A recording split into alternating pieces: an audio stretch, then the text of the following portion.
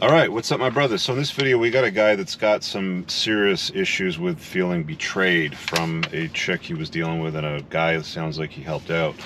Let's hop right into this sponsored request. He says, I broke up with my girlfriend of 2 years a few months ago.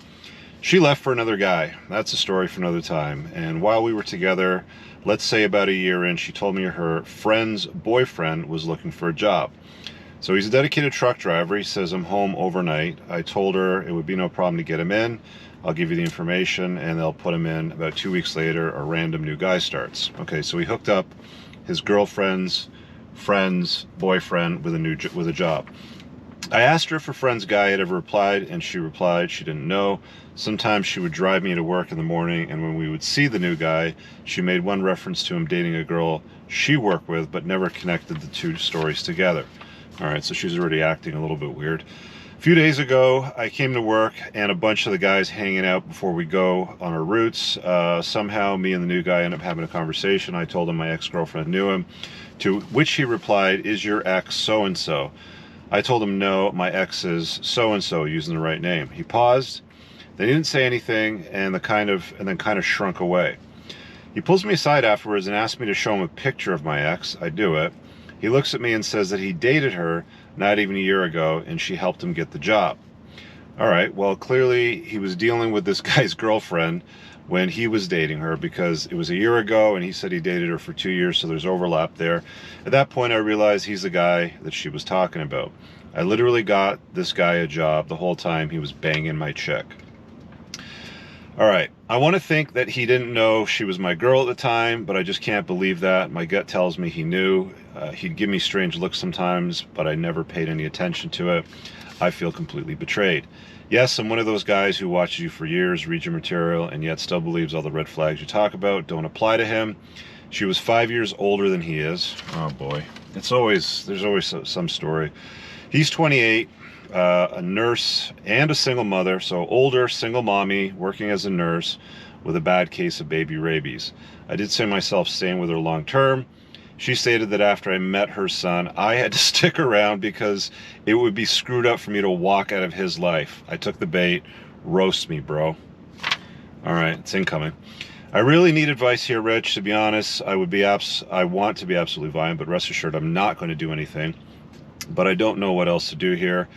Do I call this female and read her the riot act? Do I explain to the guy that he needs to fight me so I can get this off my chest? Do I quit and go get a job somewhere else? Any advice would be appreciated. All right, so we got another hoe that betrayed a guy, and we're gonna have to help this dude out and give him some advice.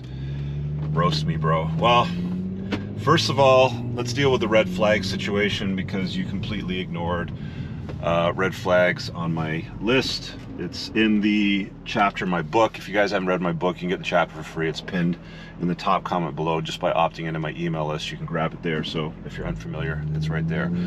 So dude's ignored a bunch of red flags. Two of the main ones he mentioned in his email: she was older, 5 years older, and a single mommy. She also pulled some bullshit guilt trip about, you can't leave me because that's gonna mess up my kid from another guy.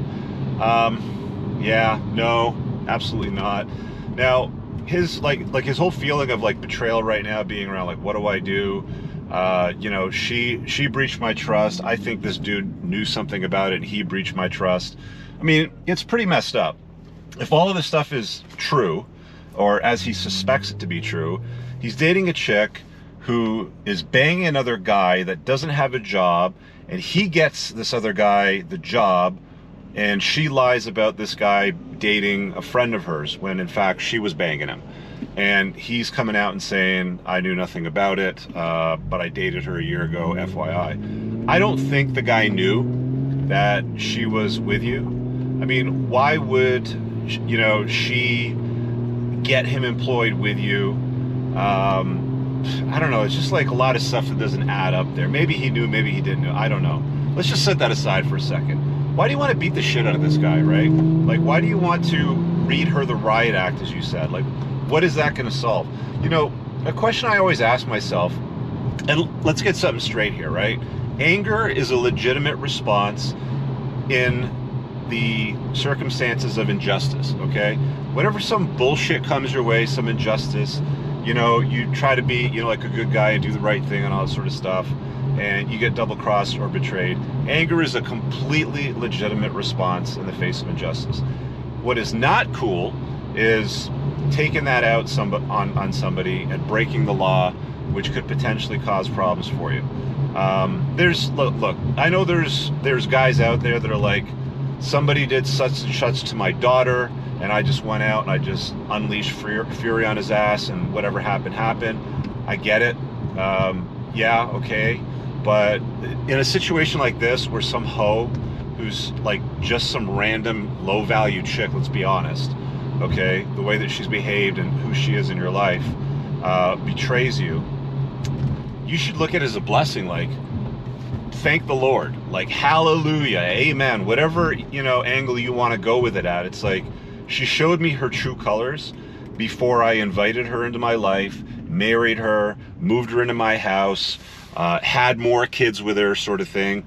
All of those things. She showed you who she was before all of that shit happens, and she's a hoe. And now that you know that, all that you do is you let it go, man. It's like, the only reason why guys get pissed off and they want to read her the riot act or embarrass her, go to her family, like sit down and talk to her and get clarity or closure or some shit like that. Women don't care, okay?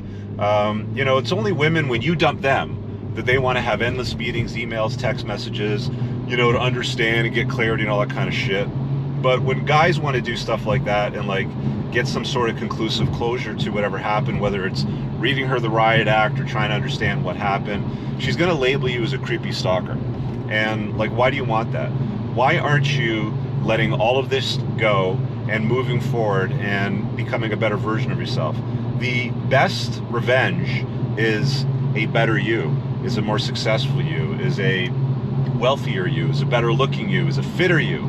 That is your best revenge. Replacing some chick that's older than you, with baggage, that's a hoe, with some other guy's kid in tow, that's playing mind games with you, with somebody that's better, younger, hotter, more feminine in your frame, isn't a lying POS like this one is. That's revenge. That's winning. That's winning at the game, not reading her the riot act or challenging him to a duel in combat. Let's have a jousting match. Don't do that shit. Honestly, you know, quitting your job for this or any of those things, you know, look, quit your job for a better job to make more money. Quit your job to go live in a city that you want to live in. You know, quit your job to start up a business. Don't quit your job because of some hoe and some guy that she was banging who may or may not have known. Whether he knew or not, whatever, who cares? Maybe he did, maybe he didn't. The fact is that she knew. She knew that she was with you.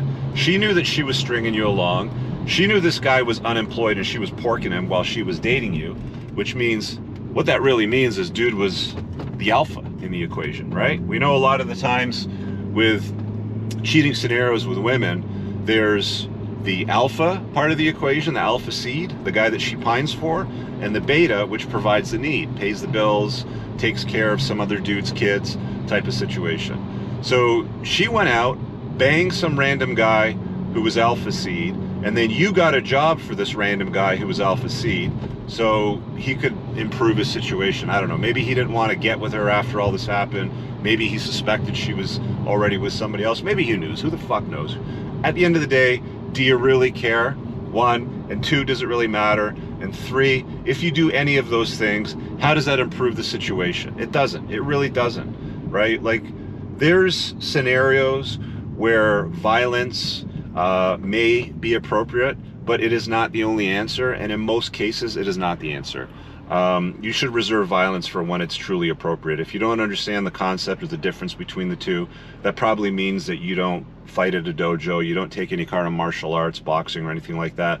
People that are in combat sports, generally speaking, when it comes to situations like this, they don't confront it and use the skills that they have to go and beat the shit out of somebody else. They just walk away because they know that they would probably do so much damage that it could be potentially very harmful to themselves and their future ability to maneuver about freely. You know, I was talking to the owner of my dojo because he had an altercation a few years ago, and he's a top level everything, like Krav Maga, kickboxer, he deals with Cali sticks, all this kind of shit. And he beat the living shit out of somebody that came at him because he had to defend himself. Now, In Canada, if he didn't take on some serious damage, he would have probably gone to jail for defending himself, even though this guy came at him with a knife. The only reason why this guy got off, the instructor at my dojo, the only reason why he got off is because when the guy came at him with his knife, he put his arm up to deflect it, and he got a massive cut down his arm with a whole bunch of stitches, so he was able to show that to the court. If he didn't take any damage from this other guy, and he beat the living shit out of him, he would have probably gone to jail. So scenarios like, you know, combat and fighting, and I want to challenge this guy to whatever, look, it doesn't usually end well, okay? This is not 1,000 years ago where you would take matters into your own hands.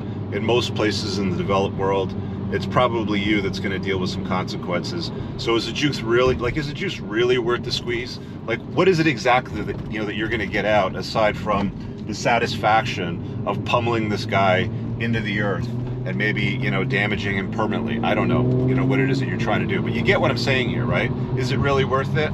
No. What is worth it is doubling down, doing the work on yourself, becoming better, making more money, getting fitter, you know, introducing more beautiful, a more beautiful woman, or more beautiful women, if that's, you know, your prerogative. Whatever it is that you happen to want to do, you just replace her. Why are you milling over it? The only time I see guys milling over it is when they have a lack of options. And my friend, that right there is the punchline to this entire video. The only guy that would consider these options is somebody with a lack of options, right? Because she's the only thing that he had going on in his life, and he decided, well, I can't allow this to happen, so I must step up and challenge her to combat, or I must read her the riot act, or do whatever. It ain't worth it, man. What is worth it is moving on, letting this hoe go, replacing her with something better, improving your life, and learning from this lesson. Look, guys, you're going to be betrayed in life. You're going to be betrayed in life by women, by friends. It is a fact of life. Human beings are duplicitous, and they will take advantage of people. As a younger man, this guy's in his mid to late 20s, as a younger man, it's going to happen. So, you know what? Keep your eyes open for it.